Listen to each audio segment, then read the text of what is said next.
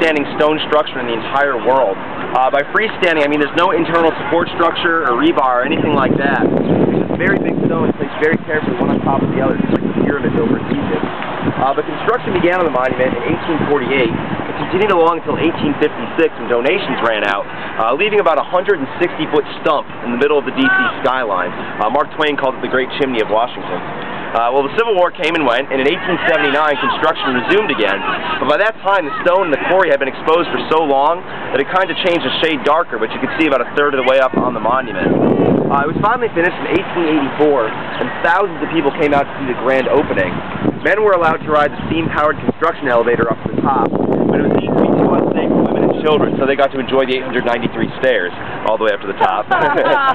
So there's a lot of folklore and mythology, urban legends that have grown up around the Washington Monument.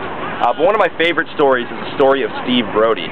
Now, Steve Brodie was not a man. Steve Brodie was actually a cat. And according to the legend, in the 1850s, when the monument was still unfinished, the cat climbed up the scaffolding one night all the way to the top and fell asleep. Well, the next morning, when construction workers reported for work, they startled the cat and proceeded to jump off the top of the unfinished monument.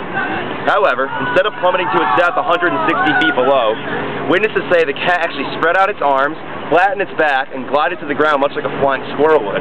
When it hit the ground, it rolled a few times, stood up, shook itself off, and started trotting away. However, that must have been Steve Brodie's ninth life, because according to the story, the cat only made it a few blocks from here before he was chased down and killed by a neighborhood dog. And the cat's incredible good luck. Believe that story at your own risk. Right here, guys, this is the south side of the White House. We're actually making a big loop around. We'll be able to go much, much closer Washington to the Monument. White House. But this is the side of the press.